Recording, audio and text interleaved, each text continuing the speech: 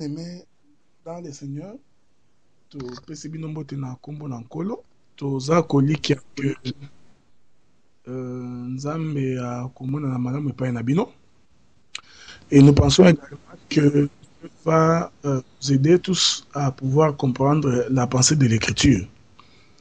Donc je voudrais commencer par saluer tous les bien-aimés qui ont toujours l'habitude de nous suivre de partout dans le monde, ceux qui sont en Europe, ceux qui sont en Amérique et en Afrique, et qui ont l'habitude de suivre Pain du Soir et de nous suivre également. Nous pensons que l'Éternel Dieu va vous être favorable ce soir. C'est votre frère bien-aimé Adélard Ndaye qui vous parle à partir du Canada. Nous bénissons l'Éternel Dieu à cause du temps et de la possibilité qu'il nous offre afin de partager avec vous la parole du Seigneur. Et nous sommes certifiés que Dieu va vous être favorable ce soir. J'avais voulu que nous partagions autour du prophète Joseph. Il y a beaucoup de prédications qui se font autour de la personne de Joseph. Il y a des gens qui ont l'habitude de lire également Joseph, mais ils n'ont jamais compris que Joseph était un des plus grands prophètes de la Bible. Voilà pourquoi nous allons essayer d'expliquer la vie du prophète Joseph. Mais avant de pouvoir commencer comme dans mes habitudes, je vais d'abord essayer de relever un certain nombre de faits. Une réalité de l'écriture, laquelle réalité nous permet de sonder la profondeur même de l'écriture. Parce que l'apôtre Paul nous dit que la profondeur appelle la profondeur.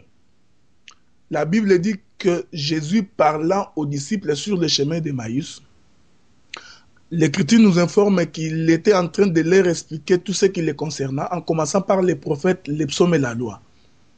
Jésus a parcouru toute la Bible pour expliquer aux disciples qui se trouvaient sur le chemin d'Emmaüs qu'en fait, dans l'Écriture, il est question de lui. La Bible dit qu'un jour, en train de discuter avec les pharisiens, Jésus va leur dire ceci. Vous sondez les Écritures et vous croyez trouver en elles la vie. Je veux que vous me suiviez attentivement. Il dit ceci aux pharisiens. Il dit, vous sondez les Écritures, c'est-à-dire, vous lisez les Écritures, vous lisez la loi, vous croyez trouver en elle la vie, donc vous croyez trouver dans les Écritures la vie, mais en réalité, les Écritures rendent témoignage de moi. Jésus était en train de prouver qu'en fait, quand nous lisons la Bible, quand nous lisons la loi, quand nous lisons les prophètes, nous devons comprendre que la loi, les prophètes et les psaumes parlent de Christ et Jésus. C'est de lui qu'il est question dans l'Écriture. Vous allez comprendre aujourd'hui que lorsque nous soulèverons la question de Joseph, en réalité, nous parlerons de Christ.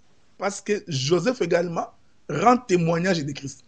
Ainsi, je vous avais dit au cours de toutes mes précédentes interventions que toute écriture de la Bible, en commençant par les premiers versets de la Bible dans les livres de Genèse, jusqu'au dernier verset dans les livres d'Apocalypse, toutes les écritures qui sont dans la Bible, je vous avais dit que ces écritures sont en train de parler de Christ et Jésus.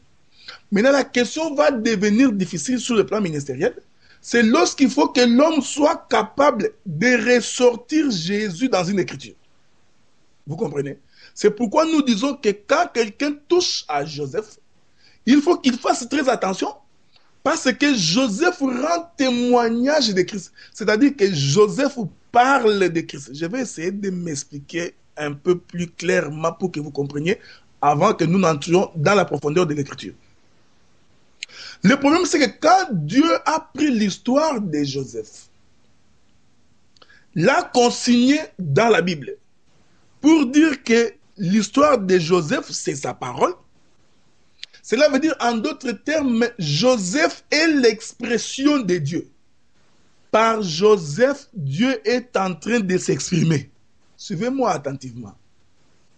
C'est-à-dire que quand nous lisons Joseph, quand nous lisons la vie de Joseph, quand nous lisons la manière dont Joseph est en train de se mouvoir dans l'Écriture, nous allons comprendre en réalité, c'est Dieu qui est en train de s'exprimer. C'est-à-dire que Dieu exprime sa pensée au travers des actes que Joseph est en train de poser. C'est pourquoi Jésus a dit que l'écriture rend témoignage de moi. C'est-à-dire, quand vous lisez votre écriture, vous comprenez, quand vous lisez votre Bible, quelle que soit l'histoire que vous êtes en train de lire, il faut vous dire par vous-même que l'écriture que je suis en train de lire ici parle de Jésus. Parce que lui-même témoigne, il dit que les Écritures rendent des témoignages de moi. Vous lisez les Écritures, vous sondez les Écritures, vous lisez la Bible, vous croyez trouver en elle la vie. Or, en réalité, c'est de moi qu'il est question dans l'Écriture. C'est pourquoi, quand on interprète un prophète, c'est-à-dire, c'est là où nous avons toujours dit aux bien-aimés, il faut faire attention avec des interprétations erronées. Vous comprenez? Donc, quand tu prends un prophète et que tu commences à l'interpréter, faites attention parce que c'est de Christ qu'il est question. Vous allez comprendre aujourd'hui que Joseph ne peut pas être vous et moi. C'est-à-dire, déjà, quand quelqu'un se met à dire que, bien-aimé, tu vois, il faut être comme Joseph. Tes frères peuvent te haïr. Tu peux ne pas être aimé dans ta famille. Ta famille va te rejeter. Mais un jour, tu vas devenir quelqu'un. Tu vois, c'est bon, c'est très bien de parler comme ça. Mais je t'informe aujourd'hui que toi, tu n'es pas Joseph. Et il n'est pas question de toi dans l'histoire de Joseph. Suivez-moi attentivement. Oh non, bien-aimé, il ne faut pas t'arrêter dans la vie chez Potiphar. Il faut chercher à devenir gouverneur en Égypte. Là encore, nous disons que vous n'avez pas compris l'écriture. Vous comprendrez qu'il y a beaucoup de prédicateurs.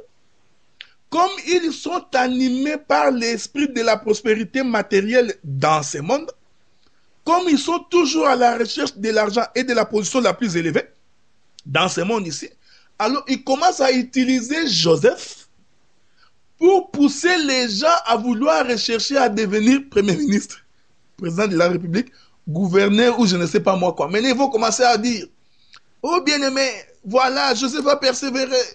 Il a refusé de coucher avec la femme de Potiphar. Voici, cela l'a amené en prison, mais finalement, il s'est retrouvé gouverneur dans le pays d'Égypte. Attention, parce que Joseph est en train de rendre des témoignages de Christ. Aujourd'hui, nous allons ressortir Christ dans Joseph.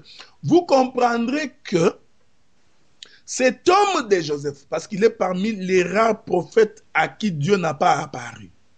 Quand vous lisez l'histoire de Joseph, vous allez vous rendre compte que, contrairement à beaucoup de prophètes qui ont vu l'apparition de Dieu, Dieu leur a apparu.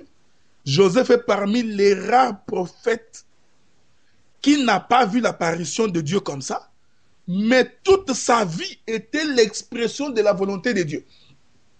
C'est-à-dire que Dieu s'exprimait par Joseph.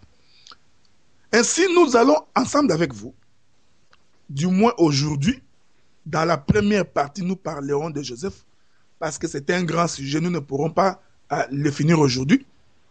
Demain, à la même heure, c'est-à-dire vers 18h, heure de l'Europe, de l'Est,